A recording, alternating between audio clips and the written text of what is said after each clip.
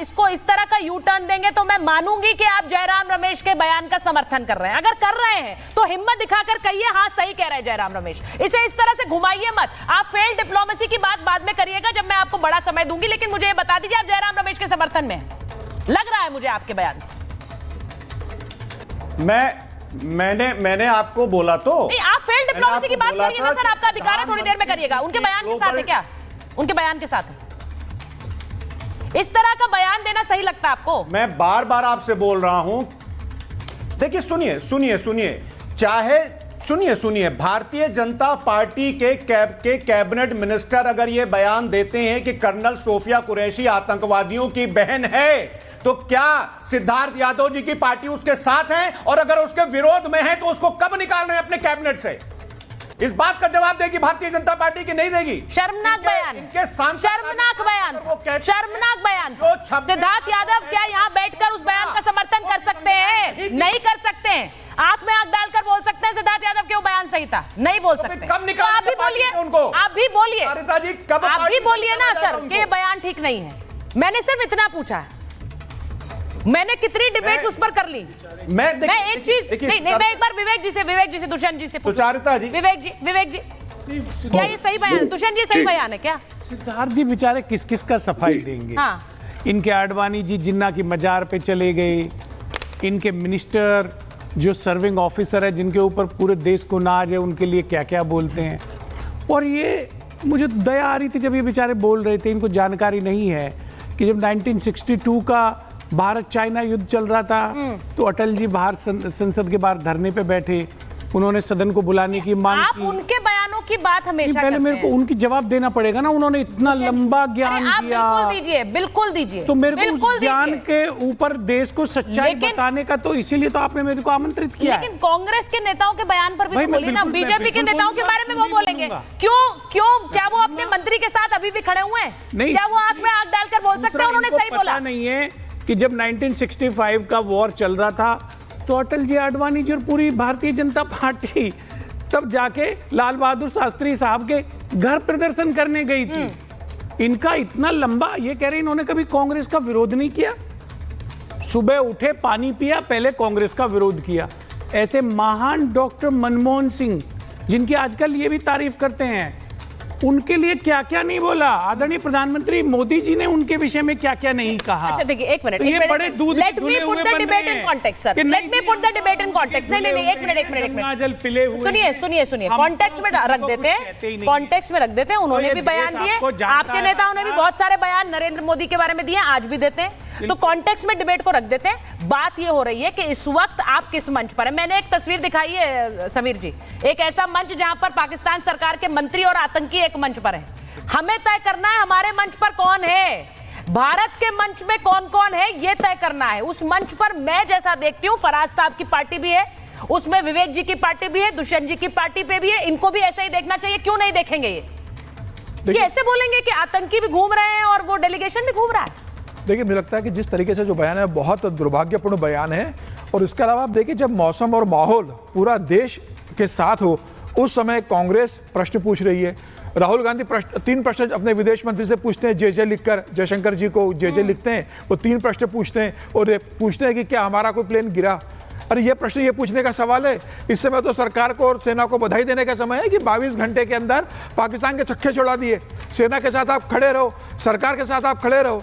आप प्रधानमंत्री को चिट्ठी लिखिए, आप देश के रक्षा मंत्री को चिट्ठी लिखिए, आप देश के सेना को चिट्ठी लिखिए कि पूरा देश आपके साथ है, कांग्रेस आपके साथ है, और जो भी मदद विपक्ष की तरफ से और विपक्ष के नेता के रूप में होगी हम देने को तैयार है।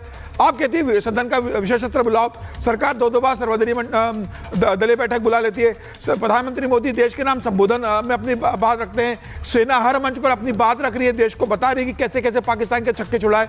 उसके बाद आप उसे भरोसा नहीं करते हो। भी प्रधानमंत्री मोदी को कहना पड़ा कि इस बार कोई सबूत न मांगे, इससे पूरी कैमरे में हमने रिकॉर्डिंग करनी पड़ी, वरना पुलवामा जैसा न हो जाए कि विपक्ष नहीं। उन्होंने कहा भी इस बार कैमरे भी लगवाए थे, इसलिए प्रधानमंत्री मोदी ने कहा कि इस बार कोई सबूत न मांगे, इसलिए हमने कैमरे लगवाए थे। तो जब देश की पार्टियां देश के मामले में साथ नहीं आ रही है, मुझे लगता है ये बहुत दुर्भाग्यपूर्ण है। समीर जी, आरएसएस सवाल पूछ सकती है, आपका थोड़ा उनके प्रति सिंपैथी है, और किसी को पूछने का अधिकार नहीं है। नेता प्रतिपक्ष का काम क्या होता है साहब? तो वो ये बोले कि देश की विदेश नीति फेल है के मुद्दों पर सरकार का साथ देना। मानसून सत्र आप सरकार से पूछ लेते, जिस समय पूरा देश सेना के साथ में, सरकार के साथ में है, आप पाकिस्तान के हाथ मजबूत करने का काम कर रहे हो। यही सीखा आप सरकार से प्रश्न नहीं पूछ रहे हो, आप देश की विदेश नीति फ्लॉप हो गई है। क्या ये समय है ये बात कहने का? दुष्यंत जी, हो गई दुष्यंत जी, तो आपको लग रहा है ये डेलीगेशन, आपको लग रहा है ये जो डेलीगेशन बाहर जा रहा है, नहीं लग रहा, नहीं, ये जो डेलीगेशन बाहर जा रहा है कहते हुए अच्छा, कांग्रेस पार्टी को नहीं भेजना चाहिए था अपने नेता। ट्रंप ने जो ट्वीट किया और ट्रंप ने जो न्यायालय में बयान दिया है, मैं दुखी हूं उससे। एक मेरे देश को एक भी मुस्लिम कंट्री ने साथ दिया पाकिस्तान का, जिसको अमेरिका में कोई गंभीरता से नहीं लेता, तुर्की को छोड़ वो व्यक्ति कह रहा है भारत देश के साथ है, युद्ध रुकवा दिया और वो कह रहा है टैरिफ बदलने का अधिकार मुझे दीजिए, क्योंकि मैंने टैरिफ की बार्गेनिंग के आधार पर। प्रधानमंत्री मोदी इसका जवाब दे चुके हैं संबोधन में। और मैं आपको बताऊं, नई चीज कही है। मैं विवेक जी के पास जा रही हूँ, मेजर जनरल को लेना है मुझे। 5 सेकंड का समय दे दीजिए। हाँ ठीक है, 5 सेकंड। उन्होंने ये तक कहा है कि अगर आपने मेरे टैरिफ के अधिकारों को छीना माननीय न्यायालय से, तो भारत पाक का जो सीज फायर है वो भी टूट सकता है। देखिए एक चीज में हम सवाल ना पूछे, आप सवाल समिति और क्या करें, आप सवाल पूछिए, देखिए आप सवाल पूछिए, लेकिन एक बार जब ट्रंप की बात होती है, ट्रंप की बात होती है, 81 करोड़ लोगों के हाथ में राशन का झोला दे दिया आपने, दुष्यंत जी लाइन में लग जाइए और हमसे कहते हैं। अच्छा ठीक है, अच्छा ठीक है दुष्यंत जी, मैं एक चीज पूछ रही हूँ, ट्रंप के बारे में जब आप बात करते हैं तो हाल फिलहाल में कौन से देश के साथ अच्छे रिश्ते हैं ट्रंप के, ये भी पूछ लीजिए। वो पुतिन को भी एक दिन फोन पर बात करते हैं, दूसरे दिन उनके बारे में क्या बोलते हैं ये भी देख रहा है दुनिया। मुझे ये नहीं कहना, मेरी डिबेट का ये विषय नहीं है ना सर, मेरी डिबेट का ये विषय नहीं है, तो please don't digress, let me go across to Vivek ji. Please Dushyant ji, please जरा डिबेट को प्लीज डाइवर्ट मत करिए, मेरे को ये डाइवर्जन टैक्टिक्स पसंद नहीं है, ट्रंप के ऊपर डिबेट नहीं हो रही है। मैं विवेक जी और मेजर जनरल प्लीज, और उन्हीं का ऑडियो दीजिए प्लीज। विवेक जी, मैं आपसे पूछ रही हूँ, ये जो डेलीगेशन जा रहे हैं, और इसलिए पूछ रही हूँ क्योंकि आज एक बहुत बड़ा स्टेटमेंट भी राजनाथ सिंह ने दिया है और हम उसके पर्सपेक्टिव में भी इसे देख रहे हैं। ये डेलीगेशन जा रहा है, इसमें सब पार्टी के नेता हैं, हम ये कह रहे हैं आतंकी भी वही हैं, वैसे ही घूम रहे हैं, हम ये कह रहे हैं कि वैसे ही ये डेलीगेशन घूम रहा है। ये डिसरिस्पेक्ट दिखाता है एक नीति की तरफ जो भारत ने अपनाई है अपने पार्ट रखने का दुनिया भर में। नहीं दिखाता। नहीं, पहले देखिए कौन ना मैं नहीं मानता इस बात को। मैं जयराम रमेश जी मेरे पॉलिटिकल सीनियर है, बहुत इज्जत करता हूं, बड़ा सीखा है उनको देख करके। As a minister, environmental minister के रूप में भारत को एक मेजर योगदान दिया है उन्होंने, एक इंटेलेक्चुअल मेंबर ऑफ पार्लियामेंट रहे हैं, उनकी तरह नहीं जो खाओ पियो आजकल घूम रहे हैं। So let us know whom we are talking of, number 1. Number 2, I endorse what he said. उन्होंने आतंकियों को डेलीगेशन से इक्वेट नहीं किया है। वो स्टेटमेंट के 2 पार्ट थे। उन्होंने कहा आतंकवादी आए थे, उन्होंने हमारे देश में कुछ गलत किया, परंतु वो अभी तक पकड़े नहीं गए हैं, पता नहीं कहां घूम रहे हैं। And at the same time जो डेलीगेशन अभी गया है उसके अंदर फॉल्ट्स हैं। पहला फॉल्ट है उसमें, उसको हर डेलीगेशन को 7 में से टेक्निकली एक कैबिनेट मिनिस्टर को हेड करना चाहिए था, वो एक ऑफिशियल विजिट बनती। जब आप वहां पे लैंड करते तो वहां के टॉप मोस्ट लीडर्स आपको वेलकम भी करते, बात भी करते। अभी वो उस तरह का इंटरेक्शन नहीं हो पाया है। 2 दिन पहले ओवैसी साहब ने कुवैत के अंदर एक जबरदस्त कोशिश करी भारत की तरफ से समझाने की कि साहब पाकिस्तान को जो है वो हटाया जाए और ब्लैकलिस्ट करा जाए, उसकी फाइनेंशियल असिस्टेंस ना दी जाए। लेकिन what is the result? After 3 hours Pakistan के वर्कर्स का जो वीजा था, जो 11 साल से रोका हुआ था, कुवैत ने वापस बहाल कर दिया।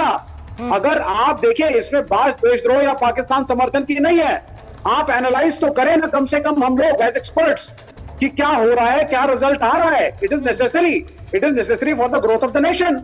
इसमें अगर हम क्रिटिकल होते हैं गवर्नमेंट के, उससे कुछ बोलते हैं। मैं विवेक जी आपके क्रिटिसिज्म के खिलाफ नहीं हूं, मैं आपके क्रिटिसिज्म के खिलाफ नहीं हूं। देखिए विपक्ष की एक फितरत है और वो हमने ऑपरेशन, हमने उस सर्जिकल स्ट्राइक के समय भी देखा, हमने उसको बालाकोट के समय पे भी देखा है कि आप सरकार को घेरने के लिए कोई भी हद तक जा सकते हैं। ये दुर्भाग्यपूर्ण लगता है मुझे कई बार। और इस बार भी आप विदेश नीति पर सवाल उठा रहे हैं। मेरा सीधा सवाल है, क्या ये समय है मुझे अपने घर की एकजुटता दिखानी है या अपने घर की दरारें दिखानी है? ये आप तय करेंगे। अगर आपको सबके सामने अपने घर के झगड़े और दीवारें दिखानी है, दरारें दिखानी है, तो ये बहुत बहुत सैड है सर। किसी भी डेमोक्रेसी में जब जो बाइडेन प्रेसिडेंट थे यूनाइटेड स्टेट्स के, तो डोनाल्ड ट्रंप और रिपब्लिकन्स उनके क्रिटिसाइज भी करते थे, सवाल भी पूछते थे। जहां जहां प्रजातंत्र होगा हाँ, वहां प्रश्न पूछे जाते हैं। बीजेपी पूछती थी जब कांग्रेस की सरकार थी, इसे बुरा मानने वाली कोई बात नहीं है। नंबर 1, इसका मतलब यह नहीं होता कि देश टूट गया हम साथ में नहीं है। अरे भाई, ऑपोजिशन का काम है सजेशन देना, क्रिटिसाइज करना। पीओके